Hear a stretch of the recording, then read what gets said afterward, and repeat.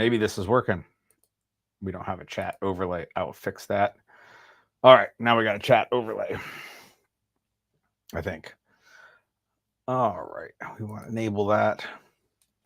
You guys haven't had one of these in a few weeks. Might be a few weeks before you have another one. So, I don't even know how long this one will be up, especially given the content. Adam Hall, hello, sir. I don't even have a drink. This was very last minute to get everything sorted out. So, let's see what we got going on here. Tonight's live chat brought to you by Ammo Supply Warehouse. And you know what I'm going to do? I'm going to unoverlay Ammo Supply Warehouse right there. You can use the coupon code TREMIS10 for $10 off of any order over $100. There are better coupons out there. Maybe that's what you should be reading or reading. Jesus.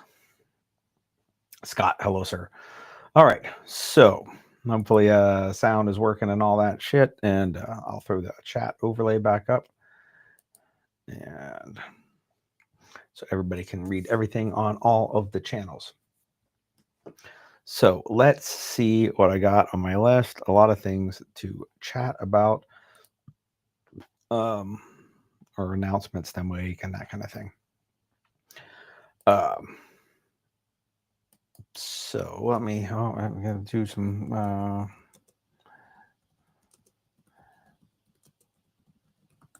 Get everything sorted out there. Okay.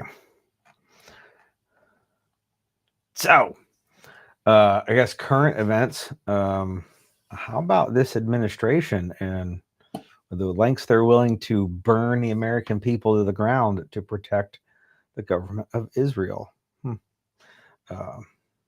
As recent as of like yesterday, and still ongoing today. Like, oh, we must protect Mossad. Mossad is more important than children. Yeah, that's going on. Don't even have to get onto the fucking launching Pearl Harbor-like attacks on random countries in the Middle East because somebody else said so. So lots of cool stuff there. There's a club and we ain't in it, and everyone you think isn't in it is it lives in like Washington is in it. There's that. Just throwing that out there. All right, so there's my update on the current events. It's been tough to see how the people I know are reacting to the blatant lies about Jeffrey Epstein coming out of the White House because I disabled my Facebook account. So I don't get to read anything over there, which is really nice. I do have a backup Facebook account that does not accept friends. Actually, it's the only real post on there says not accepting friends, friend requests, and there's still like 40 friend requests on it. It's weird, like people can't read, or they don't really care what that we're avoiding the friend request. They're just like, oh, I need to check the box and show that I'm Gary's friend. So they go over and they click friend, add friend, even though it says not accepting friend requests in 2 different places, pinned post and like somewhere up on like my description. So, either way. So, but I have missed a lot of the people bending over backwards to defend the White House over their Israeli collusion that they announced yesterday. So I don't get to watch it all happen. Doesn't entirely break my heart. Let's see. I do not have a book of the week this week, and I'll tell you why. So out there in the comment section, Scott with 1T lent me a book, and it's written by Ed Monk, and it's called The First 30 Seconds, The Active Shooter Problem. And he lent it to me, and it's not real big, and the print is huge. So I was like, oh, I'll burn through this in no time. And he gave it to me in the like envelope, like the brown padded like paper bag material type envelope that he got it in, and I put it in my truck, and I just brought it out of the truck because I forgot it was in there. That's what happens when you get old. Apparently, you forget things. So I brought it in today, and my intention was to read the entire book today before the live chat so that I could give you a book of the week. And I had to fix a toilet. So that took precedence. There was a trip to Lowe's for a wax ring and, bolts that were fucking C's and all that kind of shit. So I didn't get into reading the book. I will probably read the entire thing tomorrow. I don't think it is large enough that it'll take me more than a day to read it. To be honest, most books do not take me more than a day to read it if I have some time to sit aside and devote to it. But that was going to be the book of the week because I assume that it's going to be really good. I will give you all a link if you don't have one. And remember, I do get a commission if you buy anything with any of the links. I guess I can Control C and come up here and Control V, or maybe not. Maybe if I do it over here, for some reason it won't let me paste it. And in which case then, oh, there we go. So that is the link for Ed Monk's book. It should be a good book. If you're an alumni, head over to the Legio page, and we can chat about it over there if you like. Maybe I'll make a post and for folks to talk about it if they want. Anywho, there's that. So sorry about no book of the week. Let's see. I made a couple of social media posts. I guess I haven't mentioned it in a video. We have canceled this year's All Hands Muster. Nothing nefarious going on there. Nobody fucked us over, any of that kind of thing. Everybody has been super helpful that I normally deal with on like the business side of that. But I would say prior to the day of the muster, I do 95+% of all the work to organize it. And that's an unpaid position, by the way. And I'm not going to lie, the time this year has ran away from me. And others, as some of you know, we had a personal tragedy that has consumed a good portion of my CPU power to get things done. And there was just no way for me to do all of those long days in time to pull off a successful muster. In addition, I've got a bunch of things happening. I'm doing a bunch of construction and a security contract starting, and I was like, there's just no way I can make it happen. And when you do everything by yourself, if it were maybe in October instead of August, I might be able to squeeze it in, but just wasn't going to happen in a timely fashion for the year. So I just decided to nix the 2025 muster, and hope y'all understand. And if anybody, I talked to a couple people, and nobody had the logistical manpower to take it over. So not gonna happen this year. All right, so there's that. Working on schedule for next year. Ooh, is it going to be different? So probably for the first half of the year in 2026, it'll look similar to, thank you, Javier. It'll look similar to typical through probably Wolverine Warfare, which is the end of May, beginning of June. And After that, it's gonna we're gonna take all the pieces on the board. We're gonna scatter them all up and do. It's gonna be different. So what that means for you all, though, is some things you'll not see on the calendar. There will be no, just like this year, no dynamic carbine, no dynamic pistol. Those will not be on the calendar for 2026. We might have a vehicle dynamics as the only multi-day, like 2-day class. Obviously, Wolverine Warfare is going to be a big class. There will be one travel class that will be in, it'll be in Del Rio, Texas. I want to say it'll be right. Hopefully I put it on the calendar for the plans. I did not. Of course not. So either the week before the NRA show or the week after the NRA show in Del Rio, Texas will be the only travel class of next year. I don't know what it's going to be.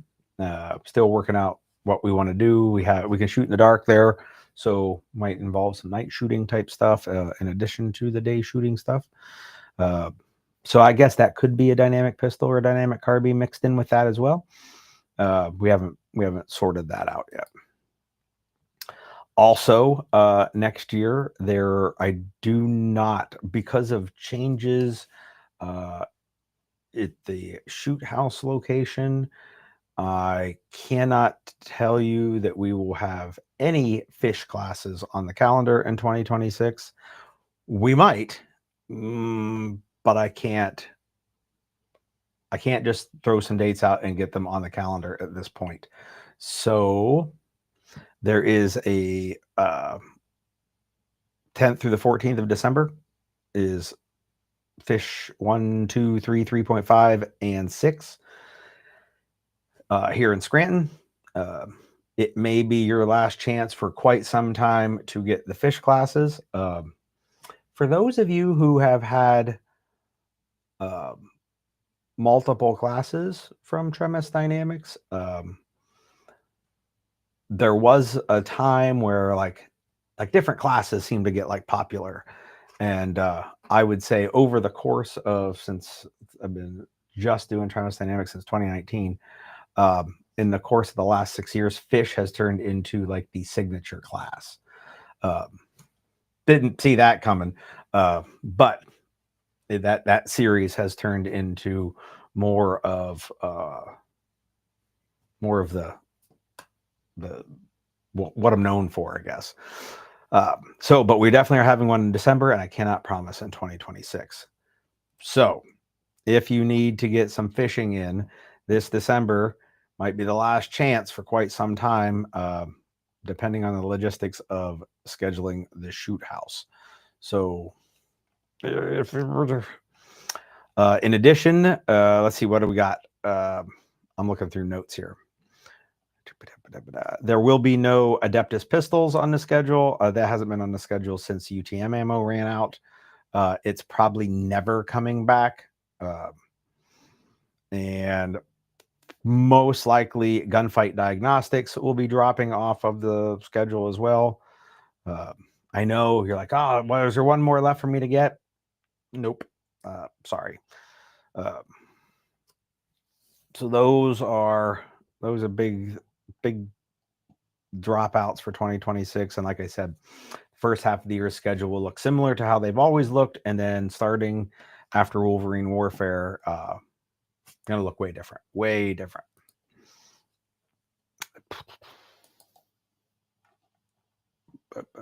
We still got instructor workshop or dynamic instructor with an instructor workshop coming up this October.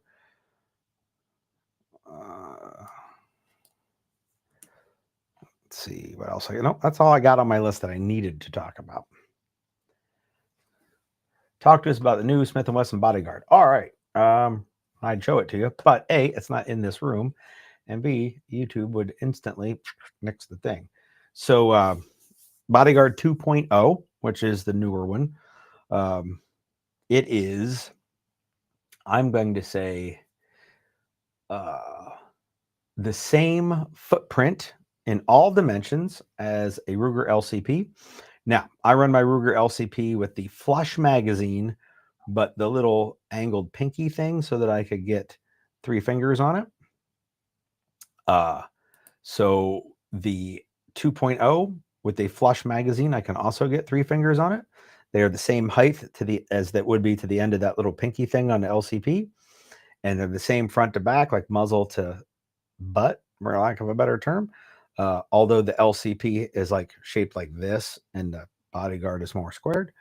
So if you measure it, like the top of the frame of the same length, but at the top of the slides, the LCP is a little shorter because of the shape. Man, it's got usable sights. I'm probably going to replace them with our 3D sights from XS because XS isn't making big dots for it yet. I don't know if they're going to, so I might just buy a notch and post set of the R3Ds. But the ones that come on it, super wide rear notch, which I'm okay with, and an orange front, which I would prefer white, or second choice yellow, third choice green, then orange. So like orange is pretty far down on my list. But I got one of the ones that has a short chamber, like not even within Sammy's spec. So like, I don't know. I know Sammy is like a volunteer thing that the companies adhere to. But the chamber in the My Bodyguard 2.0 is not within spec. If you had really short loaded 380 ammo, or like critical, the Hornady critical, whatever the crappy stuff is with the little red plug in the end, they both suck. Before somebody says, oh, critical this is good and critical that is bad, neither one of them are good. But they're so short and truncated that it's the only ammo I can find that would actually, like, I could take the barrel out and drop a round in, and the bullet would not touch the lands and grooves before it set flush. So it was really the only ammo that would chamber. Like even ball ammo went in chamber. So I sent it to Pete at Defiant Munitions, and he walked it next door to Barstow. They're in the same building. I don't know if you all knew that or not. And Barstow is like the Rolls Royce of pistol barrels. And they put their Hubler Doogler magic in there, and it is now a Sammy spec chamber. Sent it back, used it last weekend, shot at some, works like a champ, fed reliably, shot reliably. I like it. It's my new deep concealment gun, because it's the same size as a LCP, like width, height, length. It holds 10 rounds instead of 6. That's pretty awesome. I went with the LCP originally because while it's very, what's the word I'm looking for? Similar to Kel-Tec something or other, it actually functions unlike most things from Kel-Tec. I feel more confident in the Bodyguard than I do in the Ruger, just based off of reputation. So we'll see over hundreds of rounds if that holds to be true. But I am digging it. Actually, it's light enough, even with 10 rounds in it, that if I throw on like a pair of like gym shorts, I can stick one in there, like in with an not an clip, monoblock holster, and it doesn't pull my shorts down. So Adam's asking, are all Bodyguard 2.0s, or was it just a bad run? There is a lot of them that I've heard that have been like that, but I personally know people whose aren't. So if I listen to the internet, it's like 75% of them, or it's a small number of them.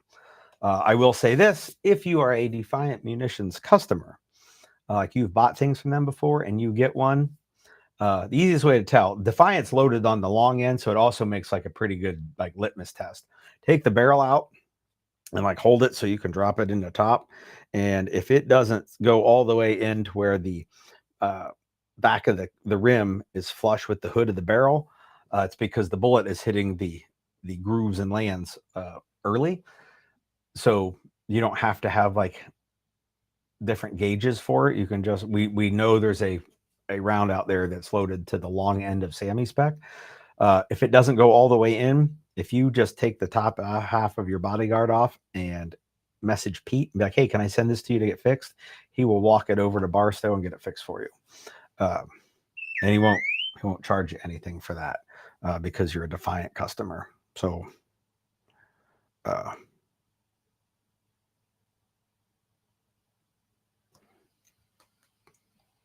it's pretty like stellar service there.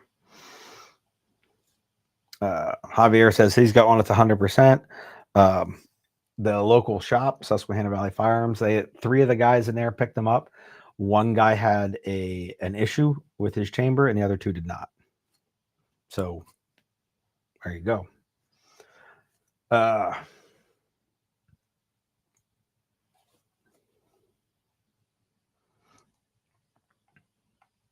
Yes, and Pete told me to like share that with people that are his customers. Like he will get you hooked up if it's got an issue. So that's pretty all right. So yeah, the 2.0 was doing good. I went to the 0 point training. What did he call it? The barbecue day, birthday party. I don't remember, but whatever the name of that was a couple weeks ago, I took that out there, and then I shot some other weird stuff. I actually shot my new metal MMP 2.0 a little bit more out there, and man, the 2.7 pound trigger, I might not even like it. It's so light. Oh, that's the other thing with that bodyguard. Rewind a minute. I did shoot the bodyguard at that event. So my Ruger LCP is like a 8-point-something pound trigger press. Like it's heavy. And it's a double action only. Like there's a hammer in there. You can see it when you fire it. It's not exposed. The trigger pull on the bodyguard was 4.9, so just a smidge under 5 pounds. I actually was surprised how light it was. And then of course I picked up that metal 2.0 and it was 2.7 pounds, and I was like, holy shit balls.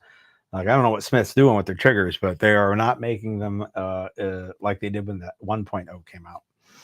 It's definitely changed. So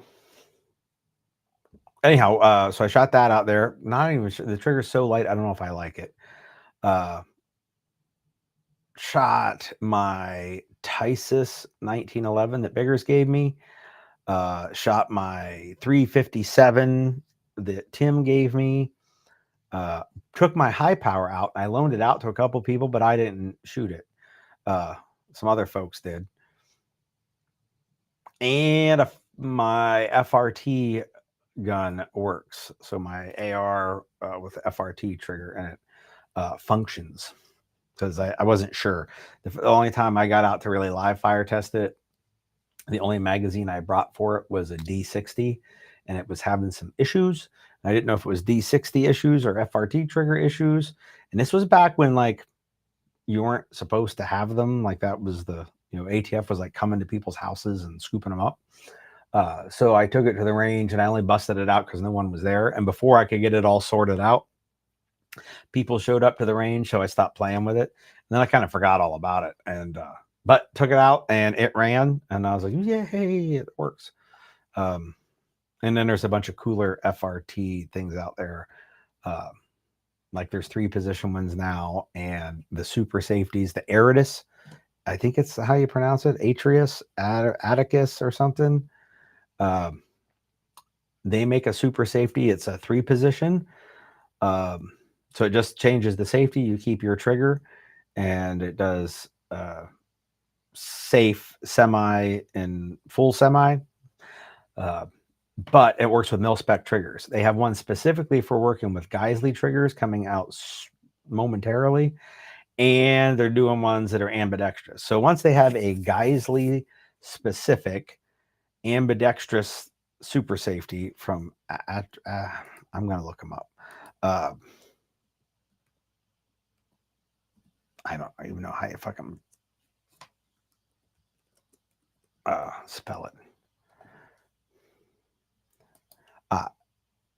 Yes, I'm over 18. No, I don't want to subscribe. I'm over 18. Atrius Super Selector, $200. I'll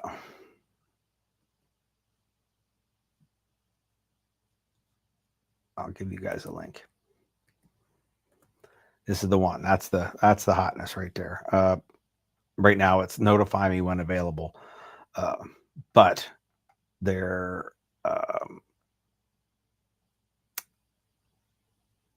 social media says Ambies and Geisleys are coming like any day now. Oh, speaking of any day now, guess who was on the phone with the guys from Midwest Industries today? This guy. And it's funny, at SHOT Show, I got a giant list of things they were working on. And you know what they didn't tell me about at SHOT Show? And they did have free beer at the booth. So it's possible that they or I may have imbibed more to miss all of that, miss maybe this. And they did not talk about a new handguard. So I shot him a message and I was like, hey, what the fuck's with the new handguard? And so then Pete called and said, hey, let me tell you about a new handguard. So it seems pretty cool. I'm not telling you a fucking thing about it other than it's, what does Ford call their pickup trucks that are like really robust? Anyone know? Oh, Super Duty. Ford Super Duties. Well, if there was a Super Duty of rails, this is more heavy duty than the Super Duty of rails. I mean, if somebody made a rail called Super Duty, this would be more heavy duty than that. Anyhow, and that's coming from multiple sized weapon systems platforms. So if you own a larger frame gun, maybe there'll be a handrail for that. And maybe there'll be like all the other things that they told me about at SHOT Show are like coming up quickly, like they're happening soon, within weeks. So expect a lot of cool shit to be popping up on the Midwest Industries interwebs accounts. I follow them on Instagram. I think I follow them everywhere, but I only ever really look at Instagram. So that's where I would suspect to see stuff. There's also some new tool news coming from them as well. Just throwing that out there. They have some pretty awesome tools already. Their Armorer's Wrench is an improvement over the Magpul one. An engineer buddy of mine did some math with the Magpul Armorer's Wrench and found a serious design flaw when it comes to using the torque aspect of it, which the Midwest Wrench improves on. And then their the receiver rods, upper receiver rods, those obviously were an improvement over that other company, the Pennsylvania company. Who are they again? Oh yeah, Geisley. But they got some other not as big news, tool news, but I found that out today too. Also, that was already supposed to be out by now, but it's not because of production delays and that kind of thing. So either way, we've got a bunch of new stuff coming from Midwest. Like this summer's going to be fucking hopping for them. A bunch of cool things. Maybe it warrants a drive out there. Yeah, I think road trip might need to happen. So either way, That's the other new news there. And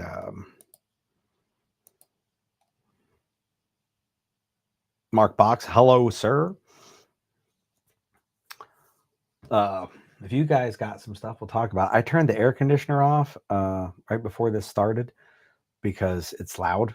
And I was like, oh, they don't need to hear that through the mic. Well, now I'm getting warm. And because it was very last minute to get everything situated, I don't have a drink handy. So I'm not going to lie, this could be a short one.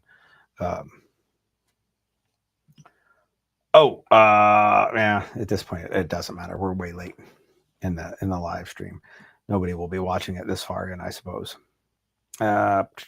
So Javier says the FBI did a test on 320 and found that it faulty.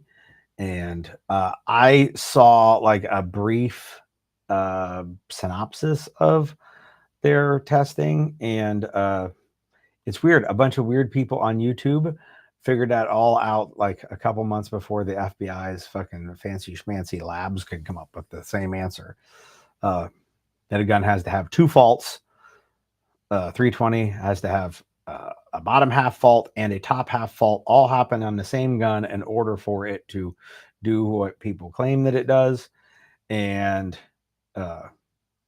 what's interestingly enough, those same weird YouTubers who dug into that also found a fix for it. Odd, right? So, anywho, it's good to see that the FBI is doing something.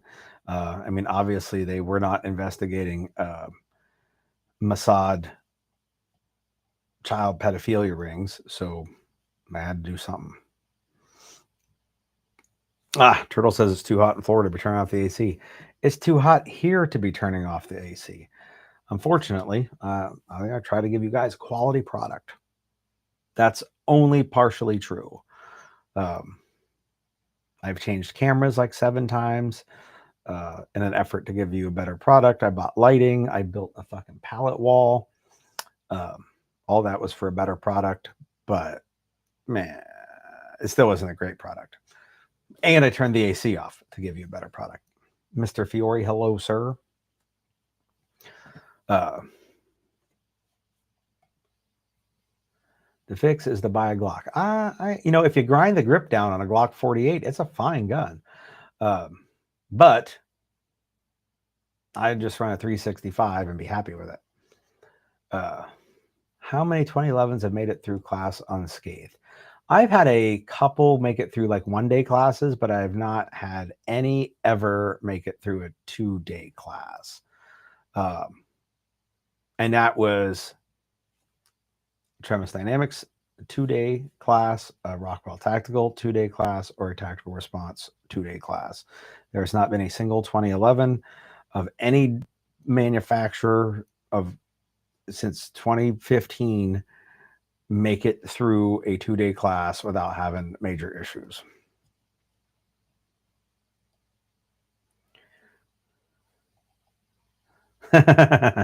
So Mike says you're all welcome, because my video stuff got better because I was jealous of his production quality. I will say this. Once Mike started making videos, I did continue to buy new things to make my videos better. If there is jealousy, it is on the backdrops and it goes the other direction. I think that's my guess. I'm not going to throw blame at why Mike doesn't have an awesome pallet wall. But I know this. He'd never ask me if I wanted to come help him build a pallet wall, or he'd have a killer pallet wall. Steven, hello. Yes, Javier, they went $2K for a 1911 that holds a bunch of bullets, and I don't know what else it supposedly does better. It's weird. My M&P has a nicer trigger than any 2011 I've ever felt.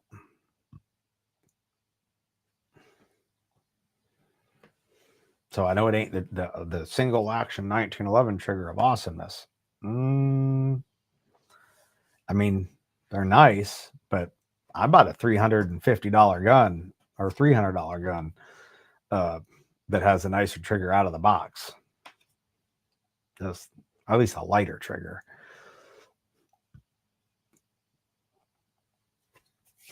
All right. So, this weekend, Pistol Qual Workshop. That's happening on Saturday. We probably will not be doing the low light shoot due to lack of interest. It's always the case with low light stuff. People, they ask for it all the time, and then like just a couple actually want to do it. You know what I think it is? I might be a bit jaded, but it's dark and people don't get very good pictures of themselves shooting in the dark. And most of the time they come to class, so those people only want to get cool hero shots of themselves to put on their Tic Tacs, and Insta Reels and U-Books and Face Tubes and whatever those things all are. And so they get disgruntled at night shoots because they don't get cool photos. That's my guess.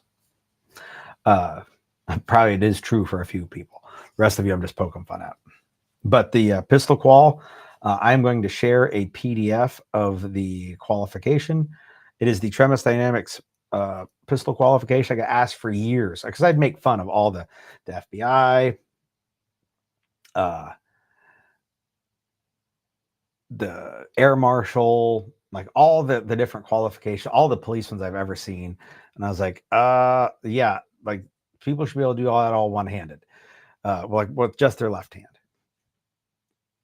So enough times people say, well, what would you do? What would you do? What would you do? So I said, all right, well, I will make one. And it is 40 rounds or more, with a minimum of 40 rounds.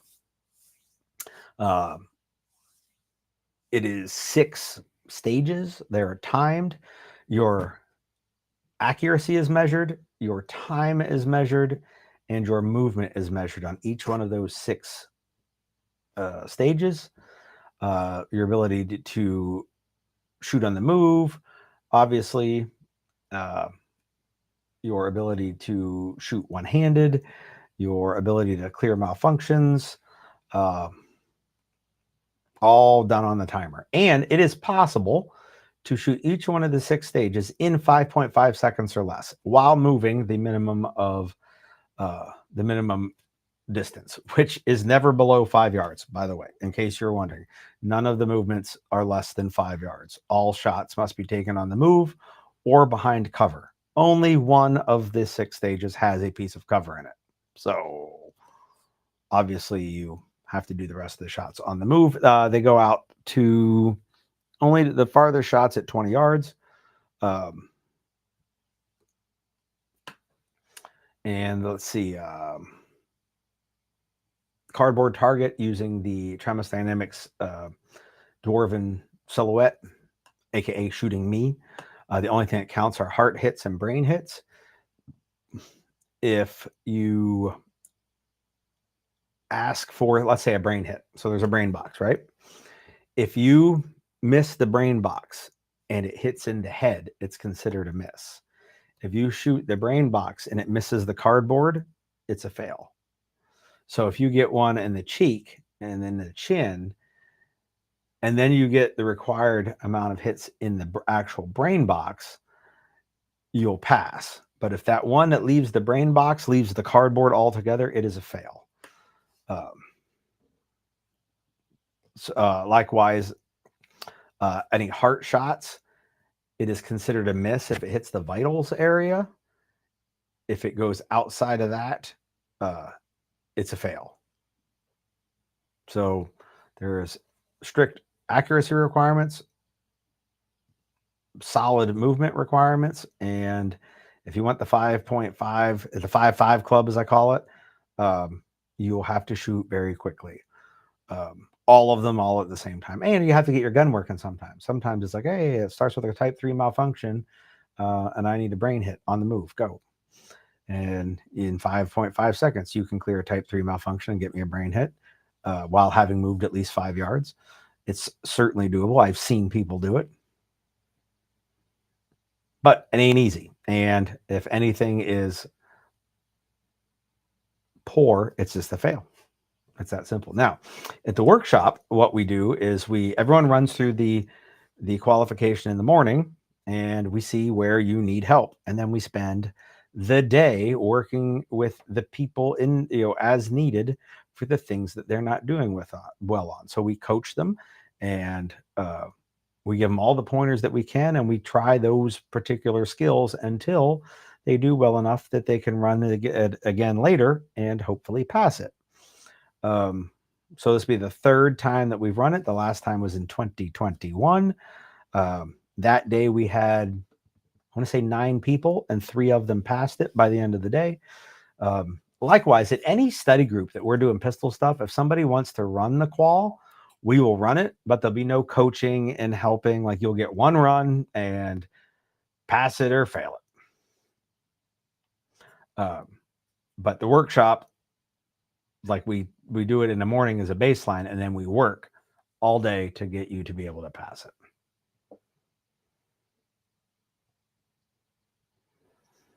Malfunction workshop. Yeah, maybe 2027. Just like, I don't see it happening anytime before then. It is not a very popular class. It's like an every other year kind of thing at most. I tried to run it 2 years back to back, and the second year there was like 2 signups, and we ran it, but like, I was like, I'm not doing that again. Like, we'll give it a big gap so that we garner a little more interest. Most of the time, we do it when the weather sucks and nobody wants to come out in the cold, and nobody wants to spend all day fixing their gun. So maybe my marketing sucks, and I should make it on a nice day and have like free beer afterwards. Maybe Banco Beverage would like to sponsor that. Tony, are you listening? I jest. Maybe. That might be a good, decent idea. We'll see.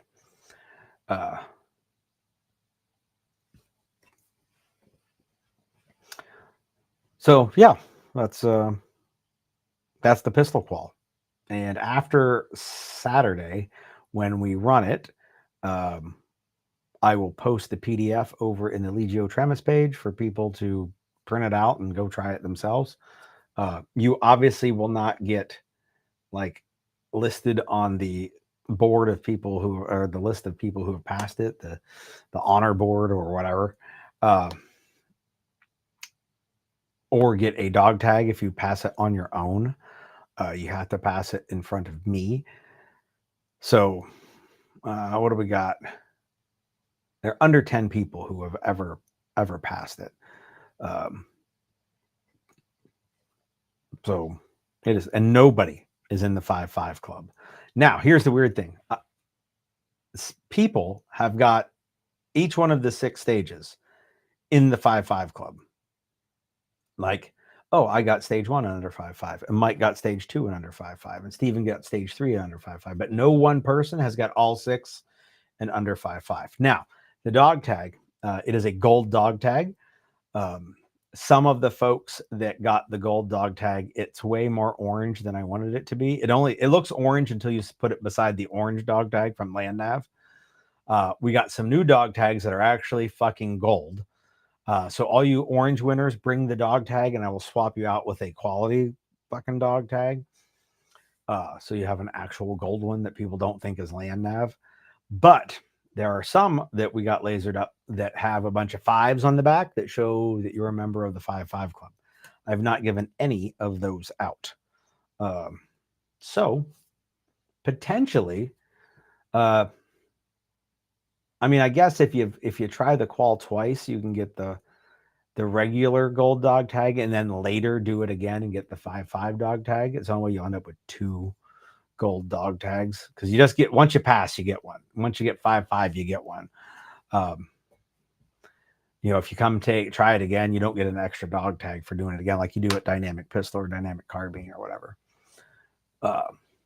But we've made it now so you probably, it's unlikely that someone will get all of the dog tags, because the red dog tag for Wolverine Warfare, there's 3 of them. There's a student, a staff, and an instructor tag. So you'd have to take it as a student, come back and take it as a role player, and then start in a teaching business and come back and take it and be invited to be an instructor. So the chances of getting all 3 of the red ones are pretty slim. Likewise, getting both of the gold ones. We give the black one out for 3 different classes. Vehicle or day 3 vehicle, day 3 pistol, day 3 carbine. And the blue one is if you take all of the force on force fish classes.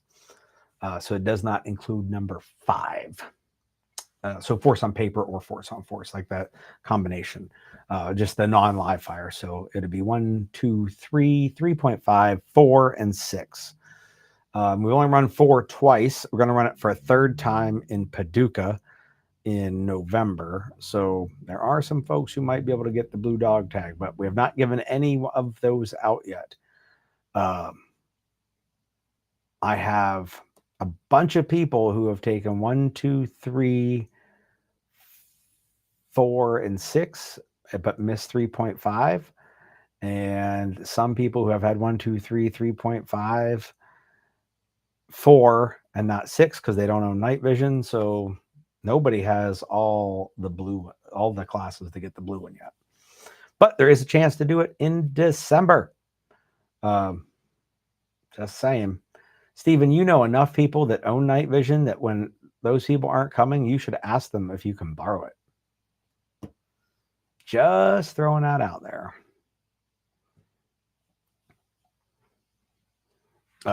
And after December, that might not, hell, it might never happen again, but it certainly won't be happening it's only one time that left this year, and I'm not positive that we'll be doing it next year, just based off of things going on with the shoot house. And I don't know if I'll be able to get dates. So can't count on 2026 either. So yeah, gold dog tags on the agenda for this week. I think I could probably look at a calendar, see what we got for study groups on the calendar, and see when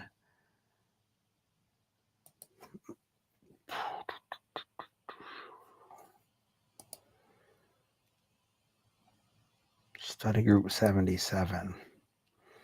I don't know what that one's going to be, but that's a possible. So the 14th of September, if somebody wanted to run the qualifier or qualification, I could run them through it.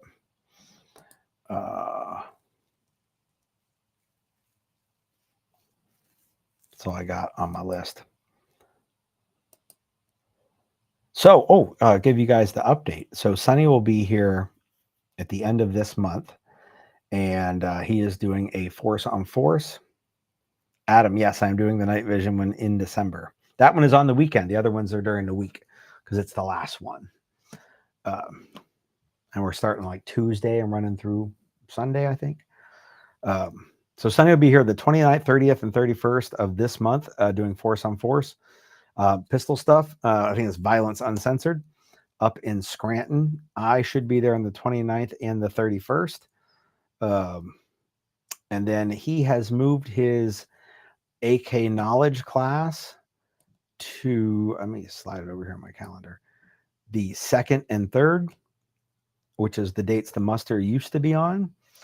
And Tom Hollaby of Ashigaru Defense has added his Stubbas and Stabas to the 4th and 5th of, I don't want to add stuff to the calendar now, of August. And he will have his BBB class here on the 6th and 7th.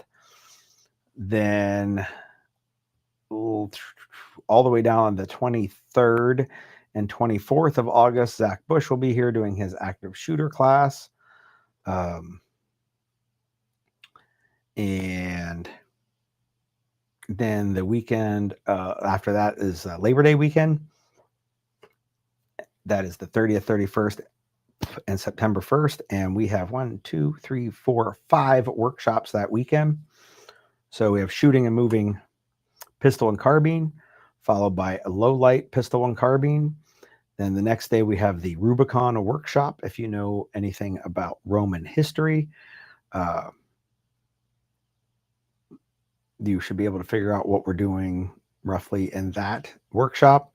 And then a night vision workshop in that evening. And then on Monday, which is actual Labor Day, we have the redacted workshop, which I just can't put the word on the internet for what that workshop is, but it'll be more cool shit. People will wish they had done the Rubicon and the redacted workshops before Wolverine Warfare, but that's not how the schedule worked out this year. So, but if you're thinking things that would require teammates and rifles and moving around in the woods and whatnot, those are the workshops for you. So real busy starting the beginning of August all the way through August. Oh, and then the weekend after that, we have navigation dynamics. And then 2 weekends later, we have day 3 navigation. And then the weekend after that is the Combat Art Summit. Then the weekend after that is the Masterclass. The weekend after that is Dynamic Instructor. So once shit hits in the end of July, like it stays pretty fucking busy right through the middle of October. Steven has questions about those workshops. Ask away, young man. I have at least 7 more minutes on this live chat. I will absolutely answer them.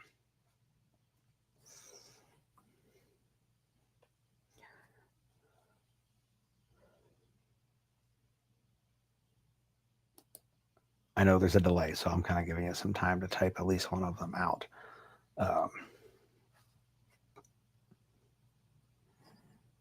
I've been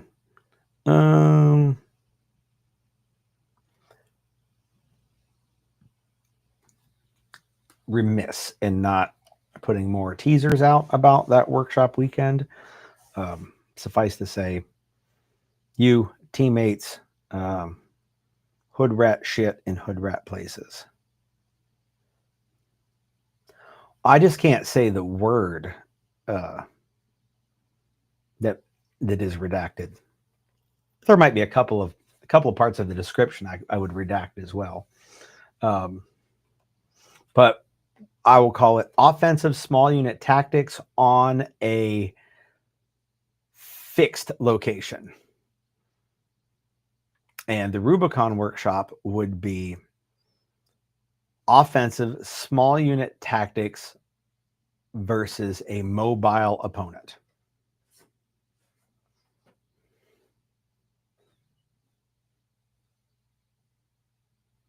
So like what some people might call it is raids and ambushes. It's a very common terminology. So the Rubicon will be offensive against a mobile opponent, and the redacted workshop will be offensive small unit versus a fixed opponent. Yes, that'll be some pretty cool shit. And we got a couple workshops, or so what was it? 1 more month. Here we go. Shooting and moving pistol and carbine workshop on the 30th, and a low light workshop. Those are to get people a little more like break the rust off if they need that, kind of a step into some more exciting shit happening on Sunday and Monday. So I did that. I picked a 3-day weekend on purpose. So I had an opportunity to kind of get everyone a head start into the super cool guy stuff. And unlike, say, like Wolverine Warfare, here we're going to focus specifically on that one portion versus like an all-encompassing weekend of instruction where you'll have to perform a lot. Here it'll be reps and maybe some I want to say theoretical, but we're going to dig deep into the thinking side of, like if you were going to call it raids and ambushes. Max, hello. Sunny, hello. It was good to see you both.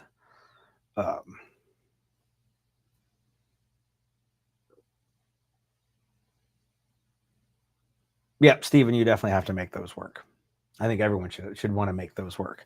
And they're workshops, so they're not even like super expensive and all that kind of thing. And we're going to stay and do some night shooting as well.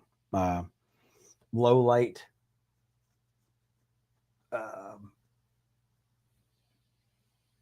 White lights on Saturday night. Sunday night, we're going to do some night vision stuff and check it out.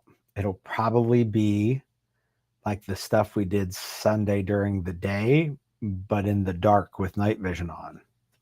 Just throwing that out there.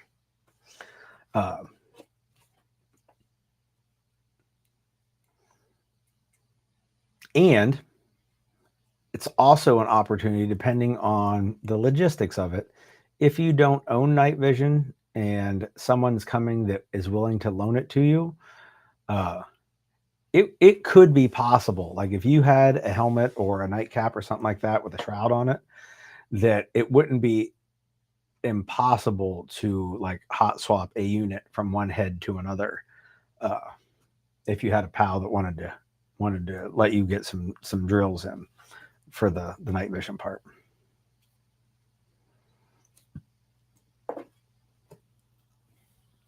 So in theory, you could come out for that weekend and do 2 workshops on Saturday, 2 workshops on Sunday, and 1 on Monday, and probably be pretty fucking tired. I intend to be pretty tired. I actually would like to get some runs in. So maybe when we're doing that, when we get to physical executions of drills, maybe somebody like Mr. Fiore will join us, and he can be Mr. Instructor for a run or two so that I can go be Mr. Student for a run or two. That'd be pretty swell, don't you think? I'd swap with him and let him do a bunch of runs and then just step out once or twice to let me do it. And good. I don't even know if he's still paying attention. I'm surprised that he popped in at all, because usually he texts me during these things. All right. So anyhow, I got 9:04 and 9 seconds according to the old Nixie clock, which is not even in the right spot. There we go. Back in frame. So I am going to get out of here. Probably won't see me next week. But I will try in the upcoming days here to at least be more active with posts over in the Legio group and on the business Facebook page, even if I don't have a bunch of time to sit in front of the camera due to a looming security contract. So with that, I'm going to bid you all adieu, and I will see you the next time I see you. Toodaloo's.